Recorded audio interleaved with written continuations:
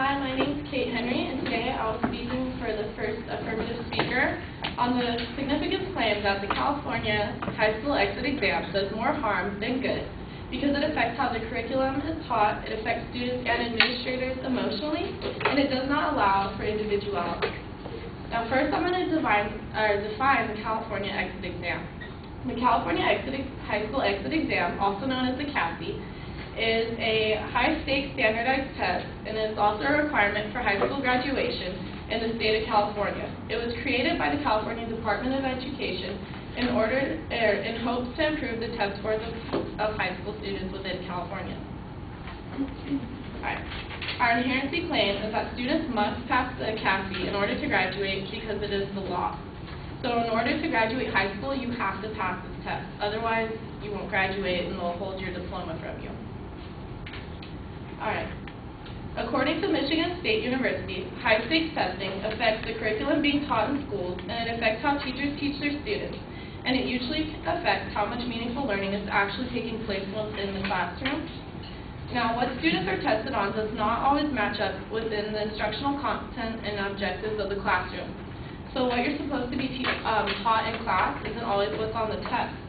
So teachers are forced to discard other topics they had planned on covering in order to spend more time on the concepts they know will be on the test. Now, when teachers start to spend more time teaching to the test, it takes away from other valuable lessons that are supposed to be taught within the classroom. And often a fixed syllabus is circulated in schools, and the teachers stick to a monotonous method of just completing the syllabus and teaching only the required topics. This hinders an in-depth learning of the actual subject by the students. So by only covering topics that are going to be on the test, the students don't get to spend more time on topics that they don't understand, and rather the teacher's just pushing them to learn certain things, which may not even benefit them later on in life. Right?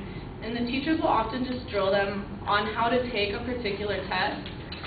So if a teacher knows that a certain question is going to be on the test, they'll spend more time on that in certain ways to answer the question so that the student will answer it right and that their test scores will improve rather than other ways to finding an answer to the problem. Alright. Now, by teaching to the test, it creates a system of education that reduces student learning to scores on a single test, and it rules out the possibility of discussing student learning in terms of intellectual development, growth, social awareness, social conscience, and social and emotional development.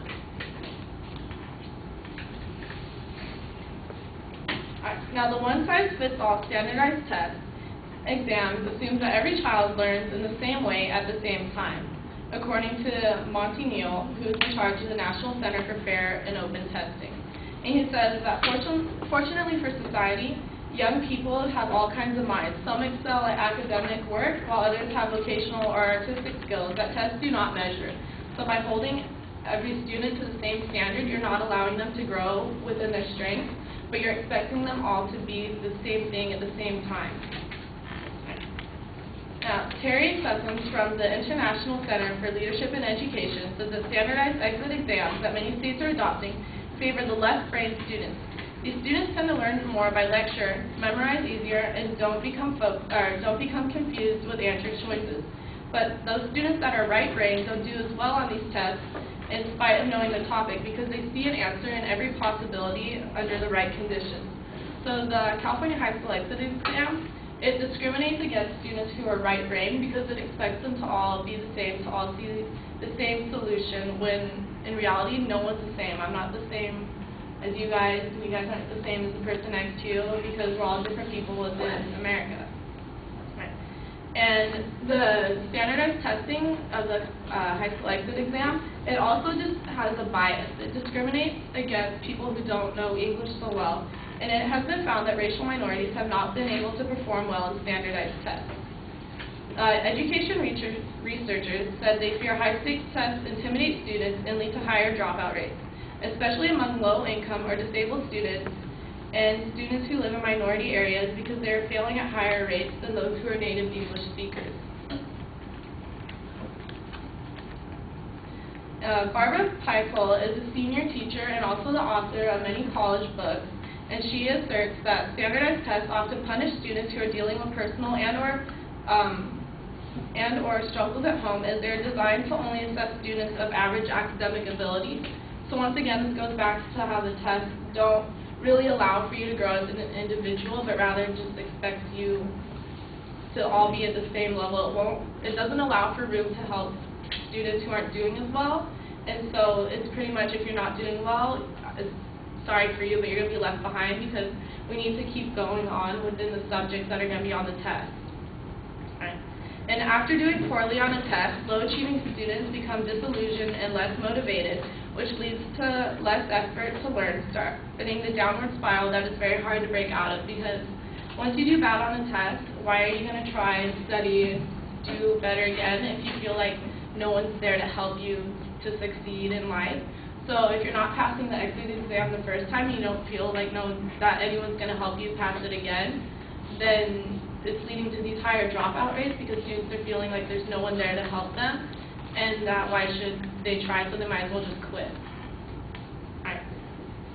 So our plan of action, or our solvency claim, is that we should eliminate the California High School Exit Exam so that students can excel and that their graduation depends solely on the grades that they have earned. This will allow students to be individuals and show that, their strengths rather than showing their weaknesses. Alright, so once again, I'm just saying that the California High School Exit Exam does more harm than it does good, because it takes away from your individuality and puts too much emotional stress on students.